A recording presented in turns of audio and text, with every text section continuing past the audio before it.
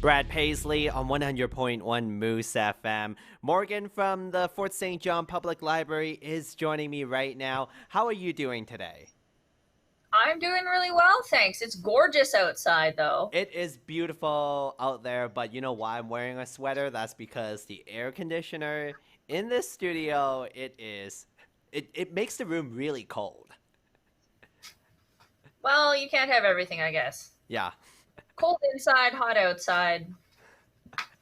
I know. Just hover in the doorway all day. We're just complaining all the time. Yeah, that's fine. So, Morgan, is the library going to be opening to the public pretty soon? We are. Timing of these things, I wish I could announce a date to you right now that I'm on the radio. But we are going to be moving forward into people coming in to browse the library very soon. So people who've been waiting for that should just be watching our social media or watching our webpage, listening to the news, and we will be making an announcement really soon. We've just been approved for the next phase of opening. These things sometimes take a little time, but we're just about there, and we're really excited to start welcoming people back into the library. So people can keep an eye out for that, and then just be aware that, like as many places that are opening up, we will not look exactly the same. So the But we are kind of very excited. normal is coming. That kind of normal, yeah, that phrase that everyone loves, the new normal, right? Yeah.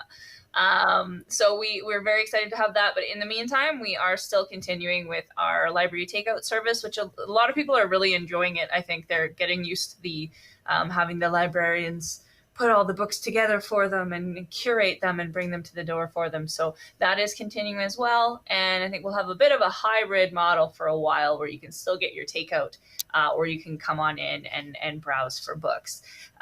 We won't be having, children's drop-in programs or study tables or anything like that for the next little bit, but at least you can come on in and take a look at what we have and pick out your own materials. As well, right So we're now. very. Oh, sorry, go ahead. Oh, sorry, go ahead.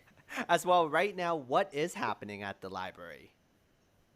Okay, so right now, just everybody needs to remember that we've got a ton of free, very great resources. If you are a fan of listening to audiobooks and you've got like an Audible account and all sorts of stuff, just remember that we've got a pretty good catalog of digital resources available. That's just free with your library card. And of course, we have our library takeout service. So we're excited to continue that and help people get all their entertainment needs met.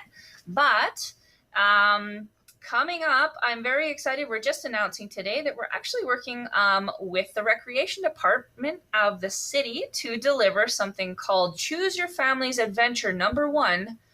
A little bit of a callback to every 80s and 90s kids' favorite book to read, the Choose Your Own Adventures. If people remember reading these, this would be the type of story where you are taking the place of the main character, and let's say you're exploring a haunted house, and it says, "Oh, you're creeping up the stairs, and all of a sudden you hear like a wailing and moaning noise coming from behind you down the stairs."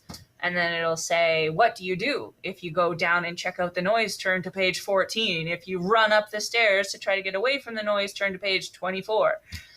So we are doing a callback to that activity where your family will actually meet different storytellers in costumes around the city in all the different parks and playgrounds.